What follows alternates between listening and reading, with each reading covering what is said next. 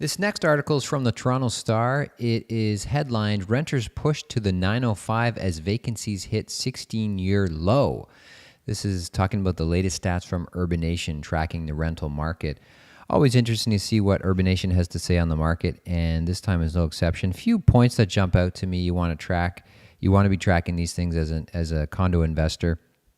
Average time in condos has gone up to 23 months, so the turnover is going down. This is the Fair Housing Plan in effect, rent controls in effect. People are not moving as much. A couple years ago, it was actually 6 months shorter. Now it's 23 months, an all-time high. People are staying in their condos. The other thing is overall rentals. The number of units rented is actually down 11% compared to the year before. But rentals in the 905 are actually up 26%. Huge jump in the 905 rentals compared to the overall market, which is actually down.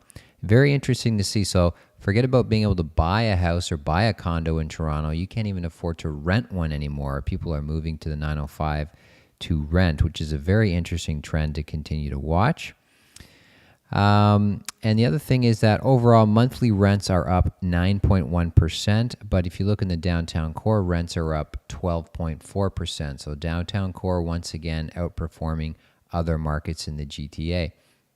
So what do you do as an investor, as a condo investor? What do you do with all this information? Well, there's a few things you can do with it, but the number one thing I think is that you want to keep buying, keep adding to your portfolio over time, and that's going to allow you to continue to take advantage of these rising rents. If you just have one condo and you're locked in that condo and time is going by, because of rent controls, you're not going to be able to take advantage of these rapidly rising rental rates. If you're an active investor who's continuing to buy, continuing to add to your portfolio, you're going to always be taking advantage of the new rents that are continually going up. The other thing is, of course, focus your portfolio on the downtown core. It's always going to do better than other areas. But it is also okay, and it might be time to consider adding in the 905 area as well. We're seeing rentals jump up there. I suspect over the next year, we're going to see prices in the 905 jump up as well and start to catch up to downtown. Again, affordability is driving people to the more affordable areas, so it'll be very interesting to watch that trend develop this year as well. And finally, we are expecting a larger number of completions this year, so at some point, Urbanation is anticipating that the rental rate increases will slow down somewhat from their crazy, 10-12% rates that they're at.